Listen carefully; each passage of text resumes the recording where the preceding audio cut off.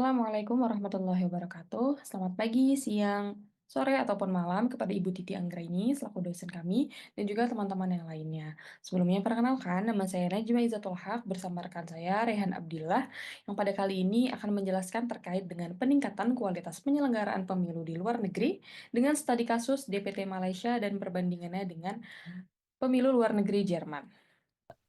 Latar belakang. Jadi ketika kita membicarakan pemilu, itu tidak terlepas dari demokrasi. Nah, pemilu sendiri merupakan kompetisi untuk mengisi jabatan-jabatan politik di pemerintah yang didasarkan pada pilihan formal dari warga negara yang telah memenuhi syarat. Di Indonesia, pemilu diselenggarakan sekali dalam 5 tahun. Pemilu diikuti seluruh warga negara Indonesia, baik yang tinggal di Indonesia maupun warga negara Indonesia yang tinggal di luar negeri. Nah, ternyata tetapi dalam pelaksanaannya, pemilu di Indonesia ataupun di luar negeri kerap terjadi beberapa permasalahan. Adapun permasalahan yang akan kami bahas pada hari ini, yakni terkait dengan pemilih luar negeri dan Dapil 2 DKI Jakarta, kemudian terkait dengan sengkarut pemilu di Malaysia, kemudian juga terkait dengan dampak permasalahan tersebut terhadap Dapil 2 DKI Jakarta, sistem pemilu luar negeri di Jerman, dan yang terakhir terkait dengan upaya peningkatan kualitas pemilu luar negeri khususnya di Malaysia. Pada tahun 2024, jumlah pemilih di luar negeri mencapai sekitar 1,7 juta orang. Nah, jumlah ini ternyata menurun dari tahun 2019 yang mencapai hampir 2 juta orang. Nah, pemilihan umum di luar negeri ini, maaf, pemilihan umum di luar negeri ini diselenggarakan oleh eh, panitia pemilihan luar negeri atau disebut dengan PPLN dan digunakan dengan 3 metode, yaitu yang pertama itu pemilihan suara, pemungutan suara di tempat pemungutan suara atau di TPS yang ada di masing-masing wilayah, kemudian pemberian suara melalui surat kotak suara keliling, dan yang ketiga ada melalui atau metode pos. Nah, pemberian suara di luar negeri dilaksanakan untuk memilih pasangan calon presiden dan wakil presiden serta anggota DPR RI daerah dapil khusus DKI Jakarta 2.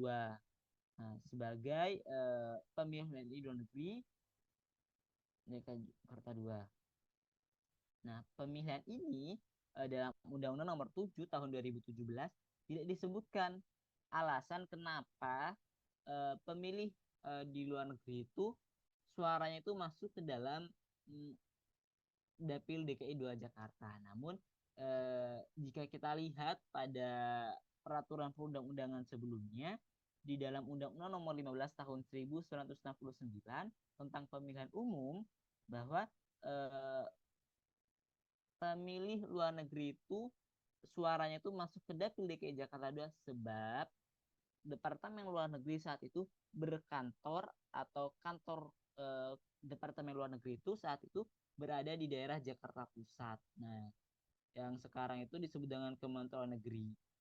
Karena Jakarta Pusat waktu itu masuk ke dalam Dapil 2 Jakarta, dipilihlah eh, suara pemilih luar negeri itu masuk ke dalam Dapil DKI Jakarta 2.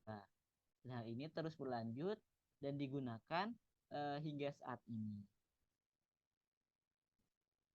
Eh, Sebenarnya pemilihan Dapil DKI Jakarta 2 ini telah pernah dimohonkan kepada MK, tetapi MK eh, menolak permohonan tersebut eh, dengan alasan bahwa pemilihan dapil ini merupakan open legal policy, yaitu kewenangan pembentuk undang-undang untuk menentukan daerah-daerah mana atau pembagian dapil-dapil pada saat pemilihan umum. Kemudian selanjutnya akan lanjut dengan teman saya Najma. Baik, kita akan memasuki pembahasan selanjutnya, yakni terkait sengkarut pemilihan umum di Malaysia. Sesuai dengan pernyataan KPU, di luar negeri terdapat sejumlah data pemilih tetap, yakni sebanyak 1.750.474 jiwa. Adapun aturan dari PKPU Nomor 25 Tahun 2023 Pasal 1, metode pemberian suara untuk DPT luar negeri itu dilakukan dengan tiga metode. Yang pertama dengan pemberian suara di tempat pemungutan suara luar negeri atau TPSLN, kemudian dengan pemberian suara melalui metode kotak suara keliling atau KSK, dan pemberian suara melalui metode pos. Dari sejumlah DPT di luar negeri tersebut, Malaysia adalah salah satu negara dengan jumlah DPT terbanyak yang ada di Kuala Lumpur dan Johor Bahru. Kuala Lumpur dengan 447.258 jiwa dan Johor Bahru sebanyak 119.491 jiwa. Banyaknya jumlah DPT di Malaysia ternyata tidak terlepas dari permasalahan-permasalahan yang terjadi dari periode ke periode, baik itu periode pada tahun ini 2024 maupun periode sebelumnya yakni tahun 2019. Pada pemilu 2019 ditemukan ribuan surat suara yang sudah tercoblos untuk salah satu pasangan calon presiden dan salah satu partai politik. Kemudian pada tahun ini terdapat dugaan praktik jual beli kertas suara yang dikirim melalui pos karena surat suara tidak diterima secara langsung oleh pemilih. Jadi pada metode pemberian suara melalui pos, itu surat suara dikirimkan ke masing-masing alamat WNI, alamat rumah WNI, untuk kemudian WNI itu ambil sendiri dan dicoblos dan dikembalikan ke kotak pos yang ada di depan rumahnya. Nah, hal itu disebut terlalu rawan karena bisa dengan mudah diambil oleh orang asing dan juga tidak ada pemantauan langsung baik baik itu dari, panitia penyelenggara pemilu ataupun kedutaan luar negeri, ataupun dari WNI itu sendiri. Karena WNI juga tidak dikabari kapan surat-suara itu akan mereka terima. Nah, akibatnya karena adanya permasalahan tersebut, harus diadakan pemungutan suara ulang yang dilakukan hanya menggunakan dua metode, yakni KSK dan TPSLN. Lalu dari permasalahan-permasalahan yang ada tadi yang telah dijelaskan sebelumnya, apa sih dampak permasalahan tersebut terhadap Dapil 2 DKI Jakarta ini? Nah, eh, seperti yang kita ketahui bersama bahwa Indonesia itu menganut sistem kedaulatan rakyat, yang mana kekuasaan itu tertinggi ada di tangan rakyat dan berasal dari rakyat. Nah, ini juga ditegaskan dalam TAP MPR nomor 2 tahun 1978. Nah, jika kita lihat bahwa eh, sebenarnya pemilu itu merupakan bentuk pemberian kekuasaan dari rakyat kepada seseorang untuk berkuasa atau untuk mengatur rakyat tersebut, atau kita sebut dengan pemberian legitimasi kepada seseorang. Nah, jika kita lihat dalam beberapa teori-teori tentang pemberian kekuasaan, eh, kaitannya itu tidak terlepas dari dua tokoh ini, yaitu yang pertama J.J. Rousseau dan Thomas Hobbes. Nah, dalam teori kontrak sosial oleh J.J. Rousseau dijelaskan bahwa kekuasaan itu sebenarnya berasal dari rakyat dan juga memiliki kehendak bersama. Kedaulatan rakyat ini tidak dapat direpresentasikan oleh wakil rakyat. Ini merupakan konsep awal dari kekuasaan rakyat atau pemberian kekuasaan seseorang kepada orang yang lain. Lalu teori ini disempurnakan oleh Thomas Hobbes dalam bukunya yang berjudul Leviathan, yang dia berpendapat bahwa sebenarnya kekuasaan itu dapat diserahkan pada sebuah lembaga perwakilan atas dasar persetujuan rakyat. Maka jika kita lihat terhadap permasalahan yang sebelumnya, anggota-anggota DPR RI yang dia menang ataupun berkat kecurangan yang dia lakukan atau berkat kecurangan-kecurangan yang terjadi di dapil dua di mohon maaf di TPS ataupun di pemilihan di luar negeri terutama di Malaysia itu tidak memiliki legitimasi, tidak memiliki legitimasi untuk membuat suatu produk undang-undang atau untuk mengatur seseorang dengan produk-produk hukumnya. Baik, setelah kita menilik bagaimana metode pemberian suara untuk DPT pemilih luar negeri di Indonesia dan juga contoh permasalahan yang ada yakni di Malaysia, mungkin kita akan menengok sedikit bagaimana Jerman menyelenggarakan pemilu untuk DPT luar negeri mereka. Sama dengan Indonesia, Jerman tidak menyediakan metode pemberian suara melalui daring. Mereka hanya menyediakan metode suara melalui luring dengan menggunakan sistem pos. Adapun sistem pos yang digunakan oleh Jerman ini sedikit berbeda dengan sistem pos yang digunakan di Indonesia.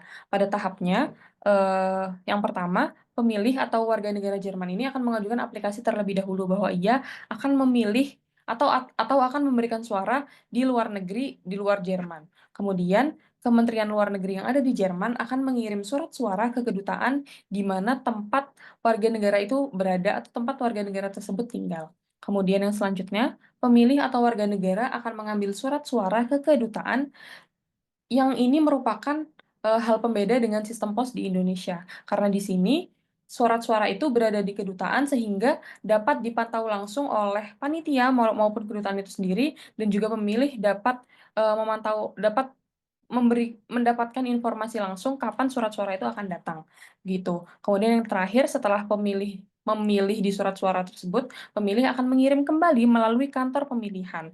Jadi, perbedaannya di sini kalau sistem pos di Indonesia itu, sistem pos di Indonesia dikirim ke masing-masing alamat pemilih atau warga negara, sehingga dapat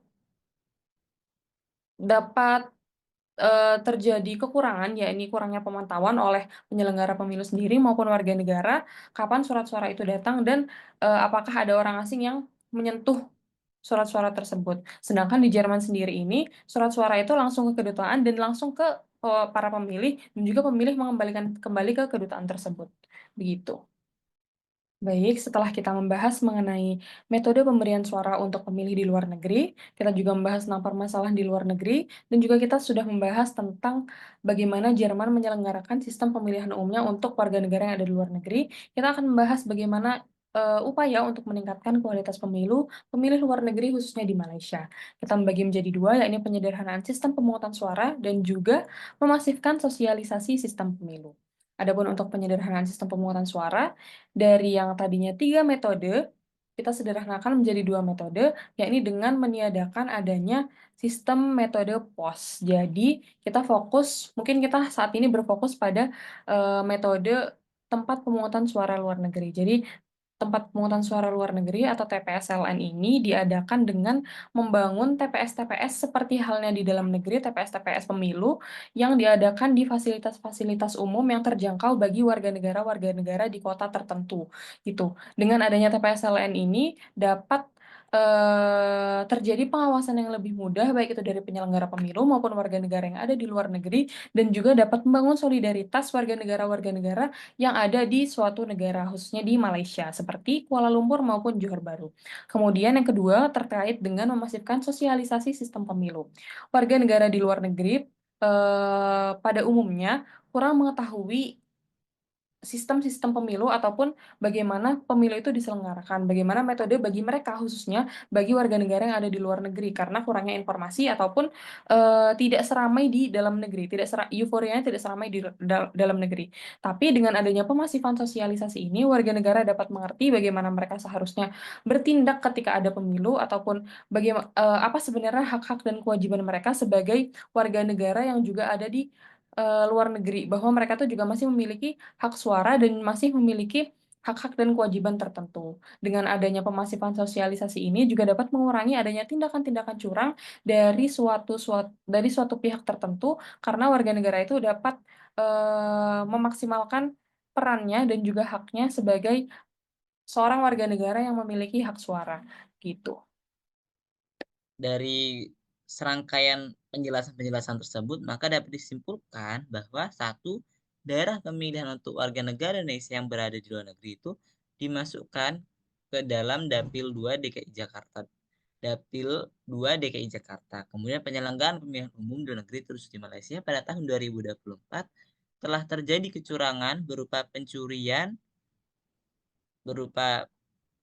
surat suara oleh oknum terhadap surat suara yang telah dikirimkan PPLN kepada WNI, lalu surat suara itu dicoblos untuk kepentingan tertentu. Nah, yang ketiga, anggota parlemen yang terpilih akibat dari kecurangan-kecurangan tadi, maka dapat disimpulkan juga anggota parlemen yang terpilih dikarenakan kecurangan terjadi sebenarnya tidak memiliki legitimasi untuk membuat peraturan karena tidak terjadi penyerahan kedaulatan dari rakyat kepada anggota parlemen yang bersangkutan. Kemudian, bagaimana sih perbandingan dari, pemilihan ataupun sistem pemilu yang ada di Jerman dengan Indonesia? Kalau kita lihat dalam pemilu Jerman, itu di pemilu yang dilaksanakan di luar negeri Jerman, pemilihannya itu diselenggarakan melalui 2 metode, yaitu metode pemungutan suara di tempat pemungutan suara dan juga melalui metode pos. Kemudian bagi pemilih yang di luar Jerman, pemilih dapat mengirimkan suaranya melalui pos. Dan yang terakhir, pada pemilihan anggota parlemen Jerman atau disebut dengan Bundestag itu, daerah pemilihan dibagi menjadi 299 daerah pemilihan. Distrik untuk luar negeri. Baik, terima kasih. Sekian dari kelompok kami.